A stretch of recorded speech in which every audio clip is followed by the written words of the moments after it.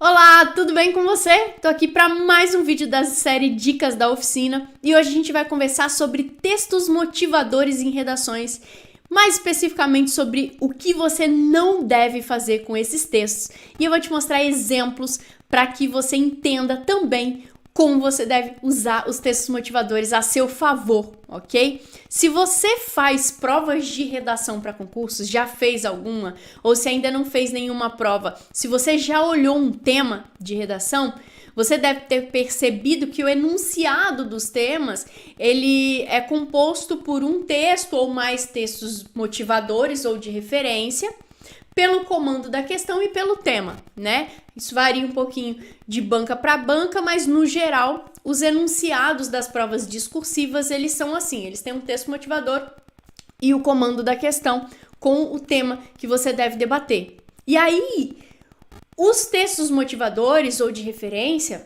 eles podem ser seus grandes aliados se você souber o que fazer com eles, ou então podem derrubar a sua nota se você não souber como utilizá-los de forma estratégica e correta ao elaborar a sua redação, ok?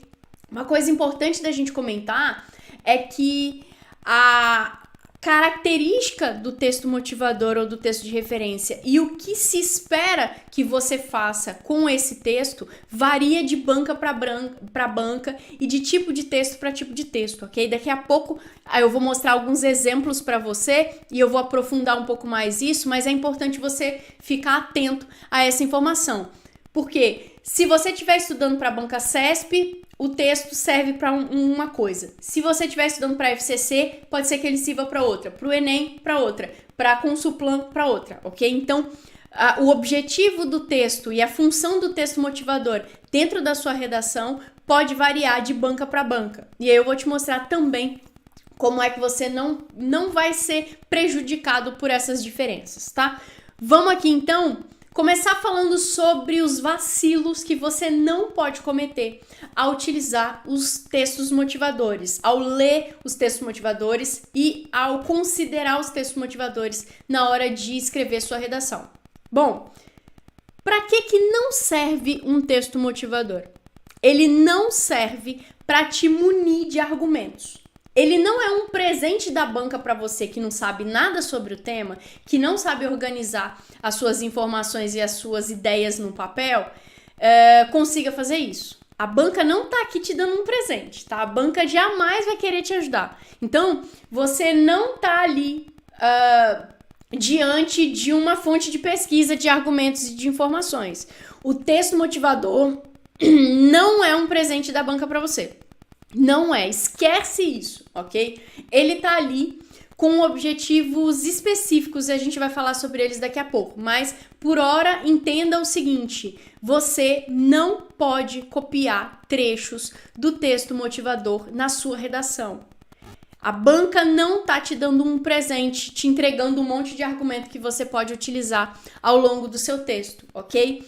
E por achar isso, que aquele texto tá ali como uma fonte de pesquisa, muitos candidatos perdem muitos pontos por cometer erros como os que eu vou comentar com você aqui agora. O primeiro deles é copiar trechos do texto motivador dentro da redação. A pessoa acha uma frase bacana, pega aquela frase e insere em alguma parte do texto. Vai perder ponto. Não pode fazer isso. Outro erro muito comum é falar o que o texto motivador já disse com outras palavras. Então a pessoa praticamente reescreve o texto motivador, mudando uma palavrinha aqui e outra ali, mas a essência é exatamente a mesma. Cara, se você fizer isso, vai perder muito ponto. Por quê? Porque você não desenvolveu nenhuma ideia sua e porque o que a banca já falou não precisa ser repetido. Então, você não acrescentou nada para o debate, somente reescrevendo o texto motivador com outras palavras, ok? Outro erro muito comum é falar sobre o assunto abordado no texto motivador e não sobre o tema. O texto motivador, ele tá ali para um objetivo muito específico e esse objetivo não é substituir o tema. A sua redação vai ser sempre sobre o tema, sobre o que o tema pediu, sobre o que o tema perguntou. Ela não é sobre o que foi abordado dentro dos textos motivadores. Então, o seu objetivo não é continuar falando sobre o que os textos motivadores já falaram, pelo menos não na maioria das vezes. Ou é usar o que o texto motivador falou como base para poder gerar um outro debate, ou é fazer um debate completamente diferente. A gente vai ver exemplos disso daqui a pouco. Então você fala sobre o tema, você não fala sobre o conteúdo dos textos motivadores, ok? Então isso é importante, isso é muito importante, porque tem muita gente que lê os textos e aí continua falando sobre o que eles debateram e esquecem o que o tema perguntou. Mas lembre-se, a sua redação é sempre sobre o tema, não é nunca sobre os textos motivadores, a não ser em um caso específico que eu vou mostrar para você daqui a pouco. Outro erro comum é desconsiderar completamente o que o texto motivador abordou ao montar a redação. Então, cara, Cristiane, pera que eu dei uma bugada aqui. Você acabou de falar que eu não posso escrever sobre o que o texto motivador já disse e agora você está falando que eu não posso desconsiderar completamente o que ele abordou? É, exatamente, mas perceba aqui a diferença. O texto motivador, ele tá ali por um motivo. Ele tá ali com um objetivo. Então, você precisa considerar esse texto dentro desse contexto em que ele se enquadra, ok? Cara, que contexto é esse? Fala logo, vou falar, peraí. Como é que você usa corretamente os textos motivadores? Então, como é que você faz esse equilíbrio entre não copiar trechos, não reescrever, não falar o que ele já disse, não abordar o que já foi abordado e não desconsiderar completamente o texto motivador? Como você chega nesse equilíbrio? Bom, primeira coisa que a gente vai entender aqui é o seguinte: existem textos motivadores e existem textos de referência. Quando a banca disser que um texto é motivador, ela está dizendo para você que você não pode copiar trechos desse texto e não pode repetir nada do que ele falou dentro da sua redação. Esse texto vai estar ali para te mostrar em que contexto o tema precisa ser debatido, ok? Então eu vou te dar um exemplo aqui, daqui a pouco a gente vai ver mais exemplos, mas eu vou te dar um aqui agora. Imagine o seguinte: se a gente pensar em desperdício de alimentos, a gente consegue pensar que existe desperdício de alimentos dentro da casa das pessoas, né? As pessoas jogam coisa fora, deixam um monte de coisa estragar. Existe desperdício de alimentos dentro de restaurantes, né? Faz mais comida do que deveria, joga aquele monte de coisa fora. Existe desperdício de alimentos dentro dos supermercados. Colocou o preço muito alto, não armazenou direito, aquilo vence ou apodrece e joga fora.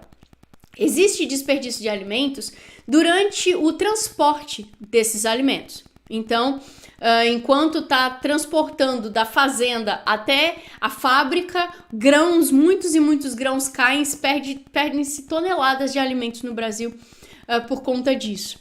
E existe o desperdício de alimentos no período da produção desses alimentos também. Então, lá na fazenda, quando a pessoa está colhendo o alimento, de repente está colhendo uma fruta, tá tirando leite, tá? Enfim, existe desperdício de alimento nesse contexto também. Então, quando a gente pensa no tema desperdício de alimentos, digamos que a banca pediu para você falar sobre o tema os impactos do desperdício de alimentos no Brasil, ok? Então, o tema é esse da sua redação, os impactos do desperdício de alimentos no Brasil.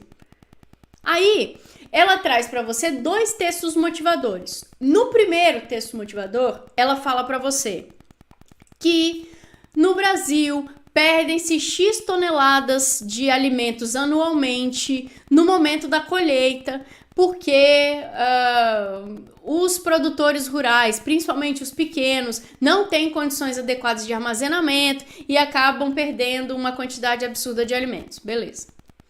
No segundo texto motivador, ela fala que outro contexto em que se perdem muitos alimentos é durante o transporte. O fato de o transporte dos alimentos no Brasil ser feito majoritariamente por caminhões faz com que aconteça o desperdício de X toneladas anualmente na estrada, principalmente dos alimentos XYZ. Ponto. Então, deixa eu desligar meu telefone aqui, desculpa. Quando você está diante do tema os impactos do desperdício de alimentos no Brasil, E, diante de dois textos motivadores, que um fala sobre o desperdício no momento da produção, lá dentro da lavoura, o outro fala sobre o desperdício no momento do transporte, quando você for falar sobre os impactos, você vai falar sobre os impactos do desperdício dentro da geladeira da casa das pessoas? Você vai falar sobre os impactos do desperdício dentro de restaurantes? Não. Por quê? Porque o contexto que a banca te apresentou não é esse. O contexto é no setor produtivo e de transporte. Então, quando você for falar dos impactos, você vai falar sobre os impactos relacionados à produção e relacionados ao transporte. Então, o que efeitos, que problemas, que impactos o desperdício nesses dois contextos gera para o Brasil. O desperdício de alimento nesses dois contextos gera para o Brasil. Então, você vai pensar em preço, né? Os produtos ficam mais caros, em prejuízo para o produtor, em um monte de questões, em diminuição na arrecadação, sei lá. Mas você precisa pensar dentro do contexto que foi apresentado no texto motivador. Então, qual é a função dos textos motivadores? É te apresentar o contexto em que o tema precisa ser debatido. Então, você sempre vai debater o tema. Mas é em qualquer contexto? No contexto que eu escolher? Não. É no contexto apresentado pelos textos motivadores, ok? Então, para que servem os textos motivadores? Para te falar em que contexto o tema precisa ser debatido, beleza? E os textos de referência, Cristiane? O que são textos de referências? Bom, textos de referência são aqueles em que a banca coloca o texto e aí ela fala no enunciado da questão, no comando da questão. Considerando o que foi debatido anteriormente, disserte sobre o tema tal. Então, com base nas ideias apresentadas pelo texto, faça uma dissertação argumentativa. Então, no caso de textos de referência, a banca vai falar que você deve considerar as ideias apresentadas ali como base para gerar a sua discussão e o seu debate. Então, tem uma diferença clara. Nos textos motivadores, você esquece as ideias, você só considera o contexto. Nos textos de referência, você debate com as ideias, ok? Você desconstrói essas ideias, você responde de modo a dizer se essas ideias estão corretas ou não. Ou você aprofunda essas ideias sem nunca repetir o que já foi escrito e sem utilizar o que foi apresentado como argumentos, ok? Ficou claro? Se não tiver ficado claro, comenta aqui embaixo que a gente conversa um pouco mais sobre isso, ok? Então, no caso dos textos de referência, o objetivo deles ali, a função deles ali é mostrar para você com que contexto você vai ter que, com que ideias você vai ter que debater e também mostrar para você o que não precisa mais ser abordado por já ter sido falado pela banca. Então, o que já foi afirmado ali, tanto no texto motivador quanto no texto de referência, não deve ser afirmado de novo na sua redação. Você parte dali adiante. Você considera para poder gerar um debate novo. Então, ele tá ali para te falar o que não precisa mais ser dito. Aquilo ali já foi dito. Então, a partir daqui, você faz um novo debate, ok? Então, tanto os textos motivadores quanto os textos de referência existem ali para isso, para te apresentar o contexto em que o tema precisa ser debatido e para te mostrar o que você não precisa falar mais, porque a banca já falou. Eles não estão ali para te presentear com argumentos para você inserir na sua redação, beleza? Eu vou te mostrar aqui agora, deixa eu só trazer minha janela para cá. Eu vou te mostrar alguns exemplos aqui de textos motivadores e de referência para você ver a diferença entre eles. Deixa eu só ver se está aparecendo aqui, tá sim? Para você ver a diferença entre eles e para você entender quando um texto é de referência e quando ele é motivador, ok? Então, ó, essa aqui é uma prova da FCC cobrada no concurso do TRT de São Paulo em 2018, ano passado, é recente. O que a FCC faz? Ela fala aqui, ó, com base na afirmação acima, elabore um texto dissertativo argumentativo. Então, ela está dizendo que esse aqui é um texto de referência. E como ela não tem tema, ela está dizendo também que as ideias presentes no próprio texto são o seu tema. Então, é com essas ideias que você vai debater para construir a sua argumentação. O que é uma argumentação? É um texto em que você defende um ponto de vista. Então, você já vai sabendo que você vai ter que dizer se você concorda ou não com as ideias apresentadas dentro desse texto aqui e por quê, ok? Então, essa é uma lógica diferente, quer dizer, você vai ter que debater, discutir com as ideias apresentadas aqui dentro desse texto, ok? Eu não vou ler esse texto, não precisa, mas é isso, você identifica o que ele está afirmando e você disserta sobre essa afirmação. O que significa dissertar? Significa construir um texto que tenha argumentos, que tenha justificativas e que tenha informações capazes de comprovar que o que você está dizendo faz sentido, ok? Então você afirma e comprova, ok? E na argumentação, você afirma e comprova um ponto de vista seu. Então, você concorda ou não concorda com o que está escrito aqui dentro desse texto de referência, que aqui na prova da FCC é o próprio tema da sua redação. Então, você vai ter que ler aqui, identificar o que ele está afirmando e dizer se você concorda ou não com o que ele está afirmando, ok?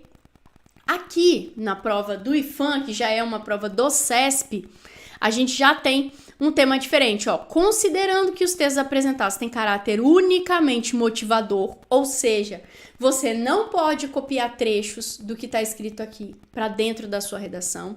Você não pode escrever o que já foi escrito, porque não tem necessidade. Você vai usar isso daqui como para você ter uma noção de que contexto você vai utilizar ao desenvolver o tema, para que você debata quais são as contribuições da tecnologia da informação para a preservação do patrimônio imaterial brasileiro. Então, o que você vai observar aqui? Que quando você lê os textos, você vai entender qual é o contexto que eles estão debatendo. Então, vamos ler aqui para eu te falar como é que você faz para descobrir qual é esse contexto, né? No Brasil, o Instituto do Patrimônio Histórico e Artístico Nacional, o IFAM, é responsável por promover e coordenar o processo de preservação e valorização do patrimônio cultural brasileiro em suas dimensões material e imaterial. Os bens culturais imateriais estão relacionados aos saberes, às habilidades, às crenças, às práticas, ao modo de ser das pessoas.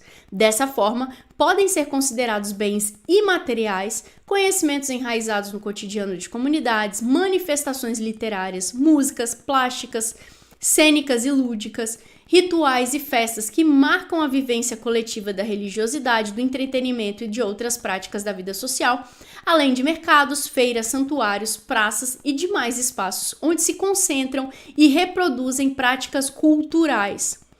O que esse texto aqui está dizendo?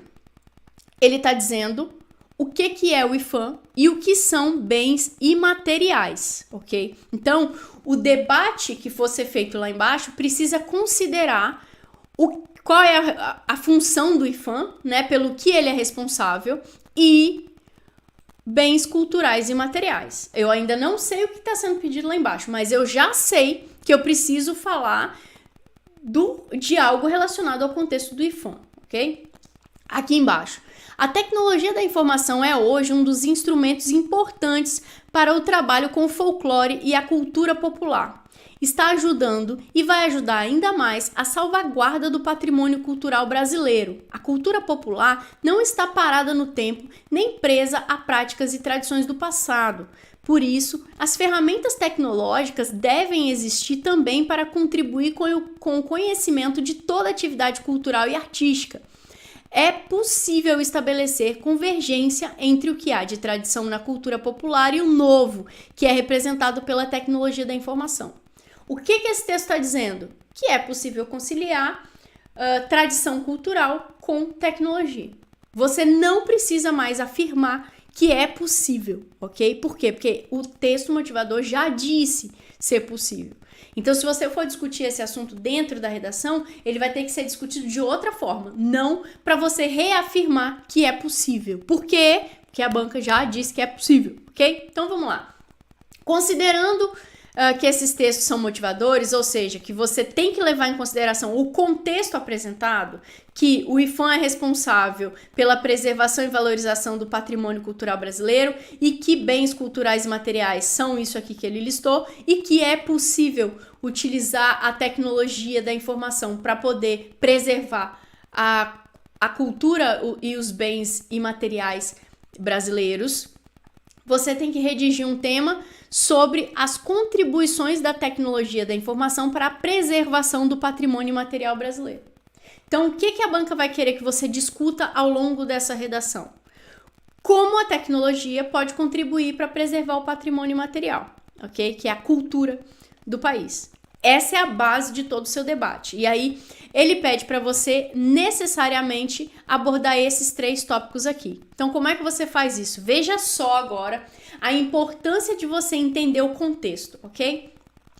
Discorra sobre a importância da preservação dos bens imateriais para a sociedade brasileira, ou seja, por que preservar a cultura é importante. Então, é um tópico mais amplo, né? Por que preservar a cultura é importante? Então, você explica por quê. Apresente facilidades e problemas desencadeados pelo avanço da tecnologia da informação no contexto brasileiro. Esse tópico aqui é muito bom. Por quê? Porque você vai apresentar facilidades e problemas em qualquer contexto? Não. Por que não, Cristiane? Porque você está falando do IPHAN, então você precisa falar sobre facilidades e problemas desencadeados pela tecnologia no contexto da preservação dos bens culturais e imateriais, da divulgação da cultura. Por quê? Porque esse é um texto do IPHAN. Se você estivesse fazendo uma prova da Polícia Federal, as facilidades e os problemas envolveriam, por exemplo, crimes de roubo de dados, crime de roubo de dinheiro via internet banking, crimes de ódio na internet, de feminicídio divulgados na internet. Aí você falaria desse tipo de facilidades de problemas. Como você não está fazendo uma prova da Polícia Federal, você não pode falar desses problemas. Por quê? Porque eles não fazem parte do contexto que está sendo abordado. Então aqui não é você quem escolhe qual é o contexto em que você vai abordar as facilidades e os problemas desencadeados pelo avanço da tecnologia. Ah, porque surgiu muita fake news. Ah, porque tem muito ódio. Ah, porque tem excesso de informação. Para o IPHAN isso não interessa.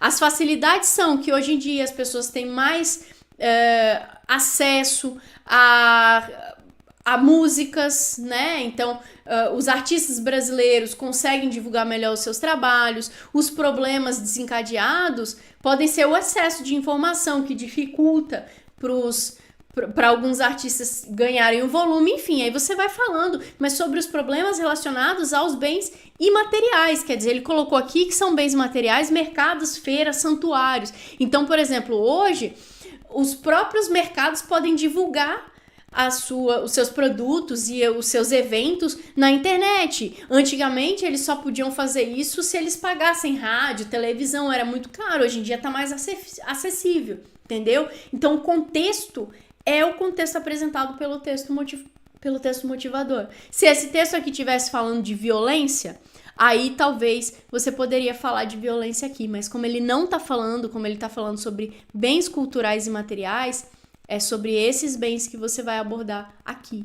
O tópico deixa isso claro? Não, mas o contexto deixa isso claro, direciona o seu debate e faz com que você não erre. E veja só, essa questão vale 15 pontos. A banca sabe que as pessoas vão falar bobagem aqui. É por isso que ela colocou 15 pontos aqui.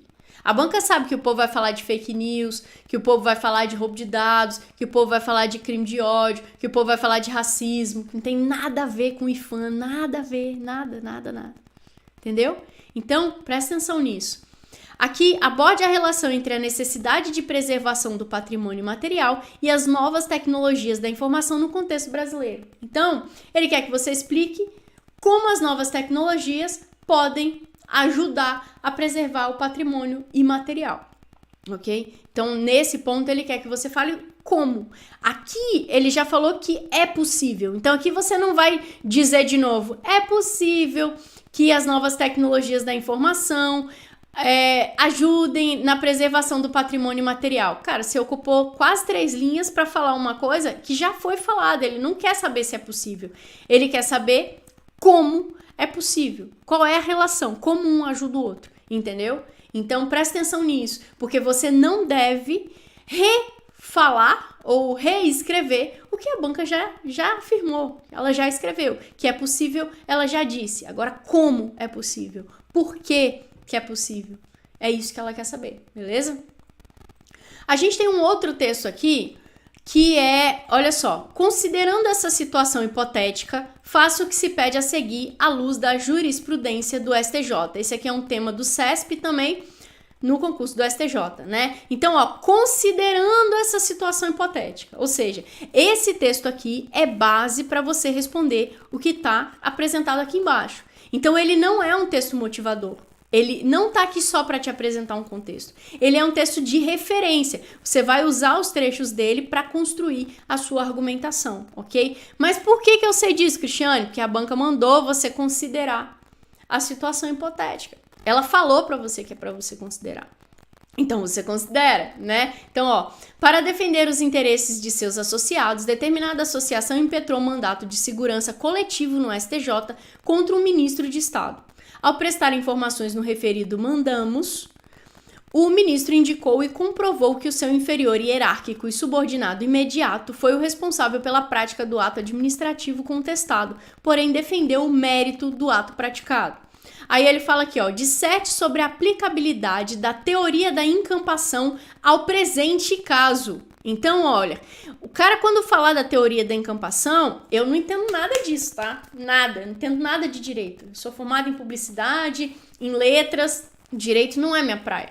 Mas pela lógica, porque a estrutura e a lógica é a mesma, você já sabe que quando ele falar sobre a aplicabilidade da teoria da encampação, ele precisa usar as informações que estão aqui para poder construir a resposta. Então, ó, com base na aplicabilidade, a teoria da encampação diz que, com base nela, o que o ministro de Estado fez foi errado por causa disso, disso, disso, disso, disso. Ele deveria ter feito isso, isso, isso e isso, ponto. Então, ele considera o caso. Por quê? Porque a banca está dizendo que é para ele considerar. Por quê? Porque esse aqui é um texto de referência, não é um texto motivador. Apresente os requisitos para a aplicação da teoria da encampação em mandado de segurança. Então, ele vai considerar também o que tiver aqui falando sobre mandado de segurança, ó. Para defender os interesses dos associados, a associação impetrou o mandado de segurança. Então, ela fez certo? Ela poderia ter impetrado esse mandado de segurança? Sim ou não? Por quê? Em que situações o mandato de segurança se aplica na teoria da encampação? Então, a pessoa precisa criar essa conexão com o tema, entendeu? E aí, aqui ele segue com a mesma lógica, ok? Então, deu para você perceber a diferença de quando é um texto motivador, como aqui o do IFAM, e quando é um texto de referência? Quando é um texto que o próprio texto é a base do seu debate e que você debate com ele, você conversa com ele, e quando você só considera o contexto, vou te mostrar um outro tema aqui de contexto, ok? A gente tem aqui um tema da Consulplan, na Prefeitura de Cascavel, foi cobrado em 2014, e aí, ó, considerando os textos anteriores como motivadores, redige um texto dissertativo argumentativo posicionando-se acerca do seguinte tema: a leitura como agente de transformação da sociedade. Então, o que a banca está dizendo aqui? Como esses textos são motivadores, você não vai debater com eles. Você não vai pegar trechos deles para colocar dentro da sua redação, mas você vai considerar o contexto que eles apresentam. Então, quando você for falar, quando você for montar a sua redação, primeira coisa, tem 3 textos motivadores. Então, tem 3 contextos. Isso significa que a sua redação vai ter 3 parágrafos.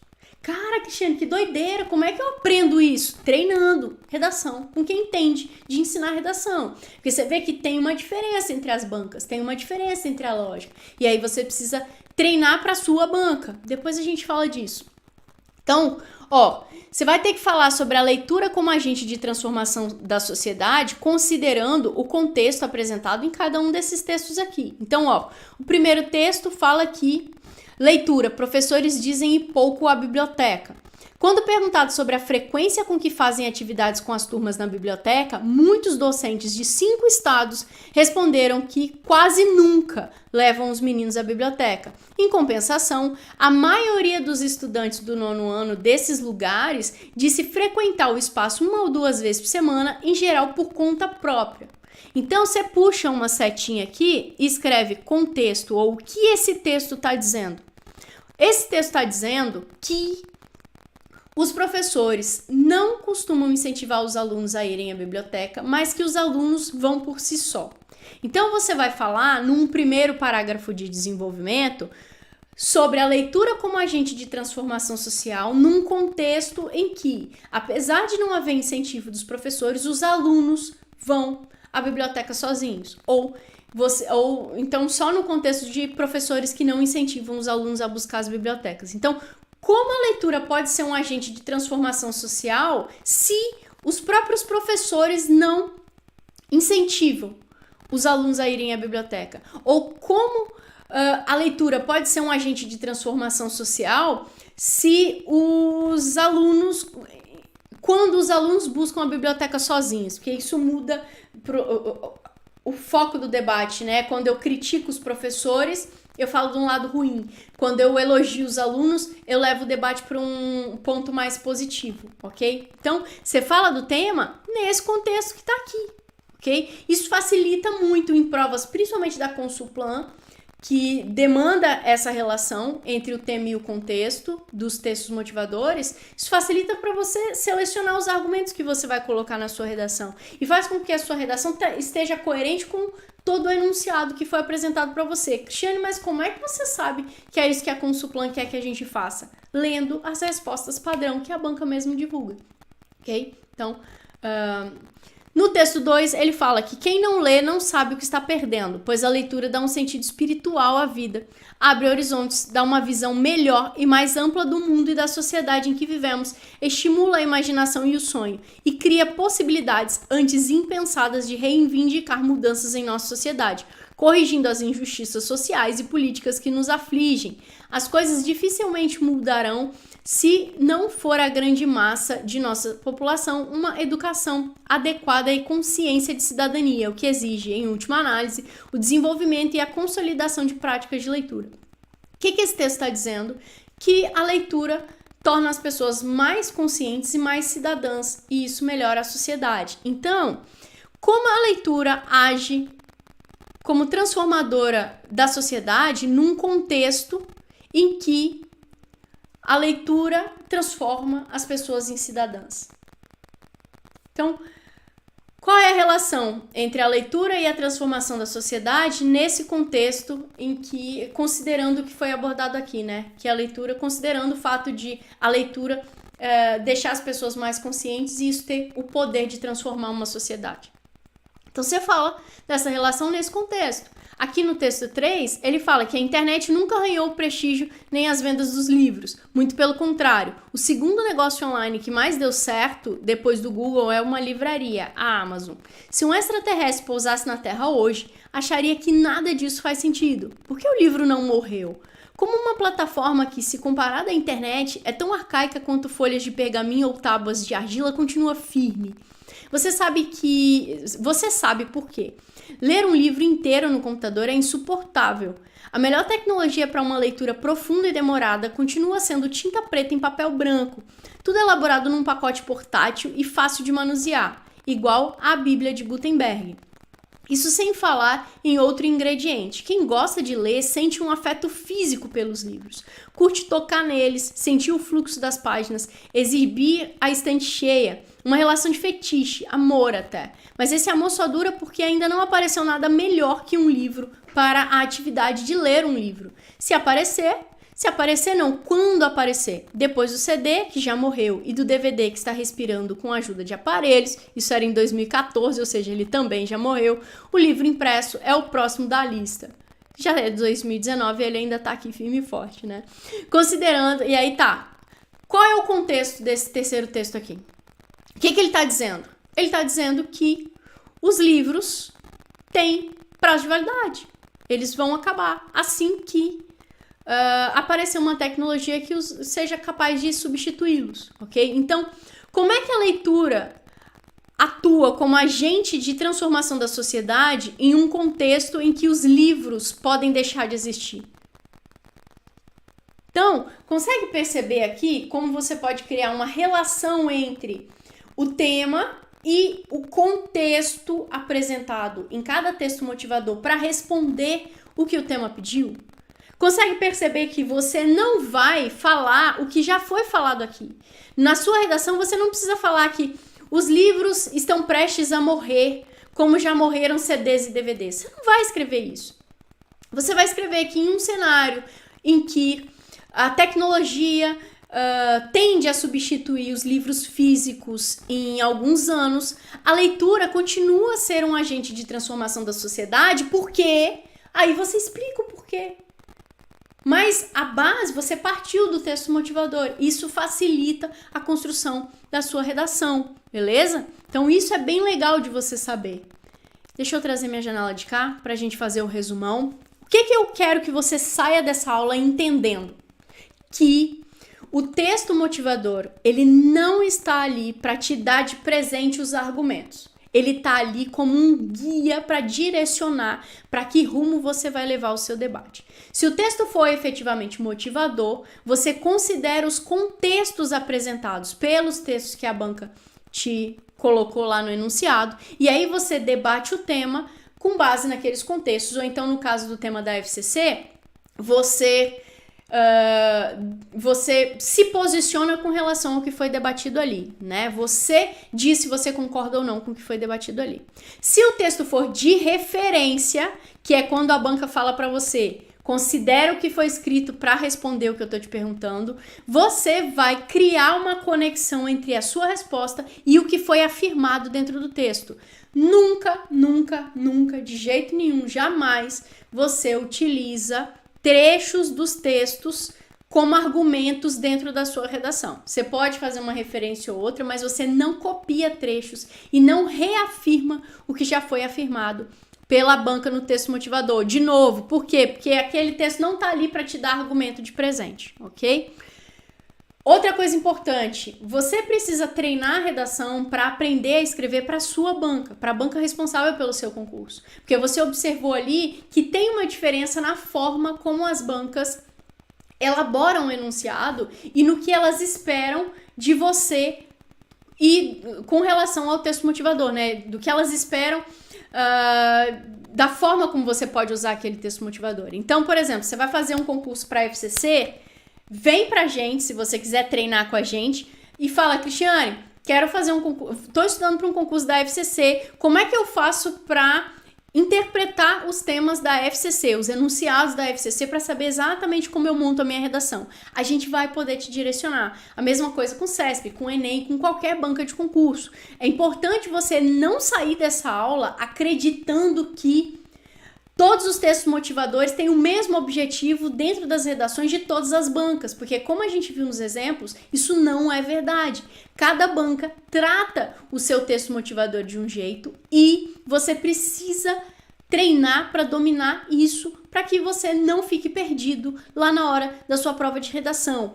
Outro ponto importante, redação para concurso não é a mesma coisa que redação para o Enem, ok? Então não adianta se você tirei 940, tirei 1000 na prova do Enem, eu sei escrever. Talvez não para concurso, você soube escrever para o Enem. Agora, dependendo da banca do seu concurso, a relação entre o tema e os textos motivadores vai ser diferente e isso interfere na estrutura do seu texto, em como você vai montar os parágrafos. Então treine para dominar a interpretação dos enunciados da sua banca, da banca do seu concurso, para que você não tenha surpresas no dia da sua prova, beleza? Então, se ficou com dúvida, comenta aqui embaixo, pode mandar comentário pra gente, ou então chama a gente no WhatsApp, dependendo do horário você vai falar diretamente comigo, ou então com alguém da equipe, mas tá tudo bem, a gente tá todo mundo aqui preparado para te atender e para te oferecer as melhores informações e os melhores treinamentos, beleza? Então a gente fica por aqui e até a próxima dica da oficina. Tchau, tchau!